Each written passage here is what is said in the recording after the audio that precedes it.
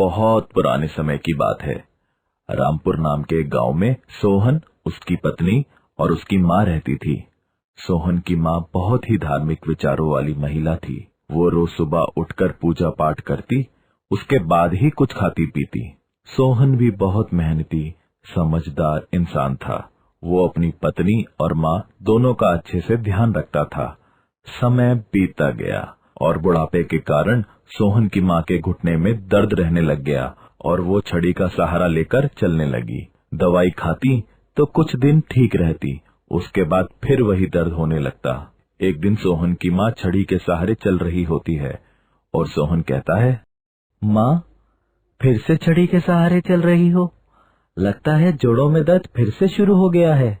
हाँ बेटा, कल से फिर पहले की तरह दर्द होने लगा है। कोई नहीं माँ, हम शहर जाकर एक अच्छे डॉक्टर से आपका इलाज कराएंगे, आप चिंता मत करो। जिसका तेरे जैसा लाल हो, भला उसको चिंता करने की क्या जरूरत है। मगर बेटे, इन डॉक्टरों की दवाइयाँ खा खा कर मैं तो थक चुकी हूँ। माँ, अगर बीमारी से छुटकारा पाना है तो दवाई तो खानी पड़ेगी ना। ठीक कह रहा है बेटा, और मगर मैंने सुना है कि पास ही गांव में एक साधु बाबा का आश्रम है। वो साधु बाबा अपने आशीर्वाद से लोगों की बीमारियां ठीक कर देते हैं। माँ, मुझे इन सब बातों पर विश्वास नहीं है। अगर तू कहती है तो ठीक है, ऐसा कर लेते हैं। ये कहकर सोहन अपनी पत्नी से माँ के खाने पीने के सामान का बंदोबस्त करने को कहता है और वो खुद बैलगाड़ी तैयार करने चला जाता है और उसकी पत्नी अपनी सासू माँ के कहे अनुसार 7 दिन के लिए 7 लड्डू और खाने पीने का सामान रख देती है। माँ, ओ माँ, जल्दी से आ जाओ। हाँ बेटा, आती हूँ। हाय, बस अब मेरे पैरों का दर्द ठीक हो जाएगा तो मैं भी बहू के काम में हाथ बटा दिया करूँगी। अरे माँ, आप काम की चिंता ना करो, बस आप जल्दी से ठीक होकर आ जाइए माता जी। सोहन अपनी माँ के कहे अनुसार साधु के आश्रम की ओर चल पड़ता है। वहाँ जाकर वो देखता है कि बहुत सारे लोग झोपड़ी बनाकर साधु के आश्रम के आसपास रह रहे होते हैं। सोहन भी वहीं पर एक झोपड़ी बनाकर उसमें अपनी माँ का सारा सामान रख देता है और बिस्तर भी लगा देता है। बेटा, अब तुझे जाना चाहिए, काफी देर हो गई है, बहू भी परेशान हो रही होगी। ठीक है माँ, तू अपना ध्यान रखना, मैं 7 दिन बाद तुझे लेने आऊंगा। ठीक है बेटा। अपनी माँ की बात सुनकर सोहन अपने घर की ओर चल पड़ता है। कुछ देर बाद रात हो जाती है और सोहन की माँ सो जाती है। सुबह उठकर सोहन की माँ पूजा पाठ करती है। जैसे ही वो अपनी पूजा समाप्त करती है, झोपड़ी के दरवाजे से आवाज आती है, माई, ओ माई, राम का नाम गाऊं, आधा लड्डू पाऊं। अरे साधु महाराज, आप आधा क्यों, पूरा लड्डू खाओ। हे माई, तेरा कल्याण हो, तेरे सभी दुख दूर हो। ऐसा कहकर साधु चले जाते हैं। इसी प्रकार 7 दिन तक सोहन की माँ रोज पूजा पाठ करती और साधु महाराज को एक लड्डू खाने के लिए देती। 7वें दिन साधु महाराज लड्डू खाने के बाद एक मंत्र पढ़ते हैं, जिसके बाद सोहन की माँ पूरी तरह से ठीक हो जाती है। सोहन अपनी माँ को लेने आता है तो उसकी माँ को देखकर हैरान हो जाता है और कहता है, अरे माई, तुम तो पूरी तरह से ठीक हो गई हो, तुम तो छड़ी का इस्तेमाल भी नहीं कर रही हो। हाँ बेटा, सब उस ऊपर वाले की कृपा है और साधु बाबा के आशीर्वाद का फल है जो मुझे सभी कष्टों से मुक्ति मिली। उसके बाद सोहन और उसकी माँ दोनों बैलगाड़ी में बैठकर अपने घर पहुंच जाते हैं, जहां सोहन की पत्नी अपनी सास को बिल्कुल ठीक देखकर बहुत खुश होती है और कहती है, बहुत आश्चर्य की बात है, जहाँ सारे डॉक्टर और नीम हकीम फेल हो गए, वहीं माताजी साधु बाबा के आशीर्वाद से ठीक हो गई। हाँ भाग्यवान, सब ऊपर वाले का आशीर्वाद है। मेरी आपसे एक प्रार्थना है।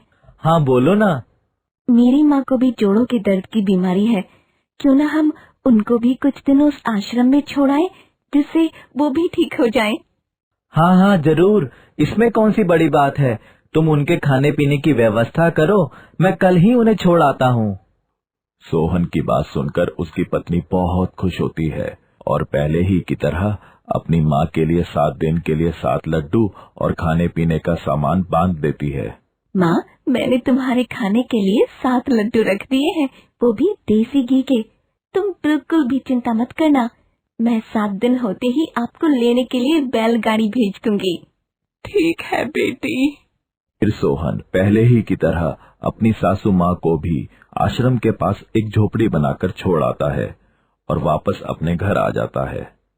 शाम होते होते सोहन की सास को भूख लगाती है तो उसको देसी घी के लड्डू याद आते हैं।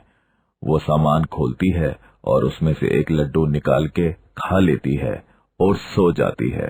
सुबह होते ही उसे दरवाजे पर किसी की आवाज सुनाई देती है। वो दरवाजे पर आकर देखती है, एक साधु वहाँ खड़ा होता है। साधु बोलता है, माई, ओ माई, क्या बात है, क्यों चिल्ला रहे हो? राम का नाम गाऊं, आधा लड्डू पाऊं। ये लड्डू मेरी बेटी ने मेरे लिए बनाए हैं, शुद्ध देसी घी के। ये भला मैं तुम्हें कैसे दे सकती हूँ? ये तो मैं ही खाऊंगी, तुम जाओ यहाँ से। ये कहकर बूढ़ी औरत लड्डू खा जाती है। 6 दिन तक ऐसा चलता रहता है। 7वें दिन साधु आते हैं और फिर से लड्डू के लिए कहते हैं और बुढ़िया के मना करने पर बुढ़िया को शाप देकर कुत्ता बना देते हैं। अब बुढ़िया कुत्ता बनकर सब पर भौंकती है और कुटिया में ही सो जाती है।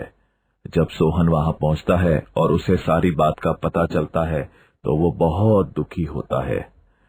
बड़ी मुश्किल से सोहन उस कुत्ते को पकड़कर बैलगाड़ी से बांध देता है और साधु के पास जाकर बोलता है, प्रणाम मुनिवर। सदा सुखी रहो। मुनिवर, आपका जो भी अपमान इन्होंने किया है उसके लिए मैं क्षमा मांगता हूँ। कृपया करके आप अपने श्राप से मुक्ति का कोई रास्ता बताइए।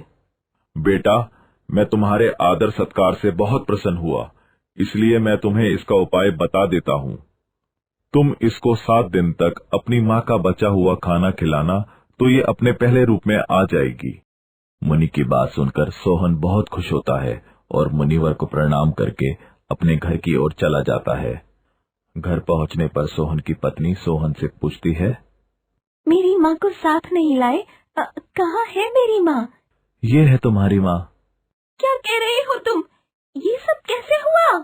फिर सोहन अपनी पत्नी को सारी कहानी सुनाता है और श्राप से मुक्ति का रास्ता बताता है। फिर 7 दिन तक सोहन की पत्नी साधु महाराज के कहे अनुसार अपनी सास का बचा हुआ खाना उस कुत्ते को खिलाती है।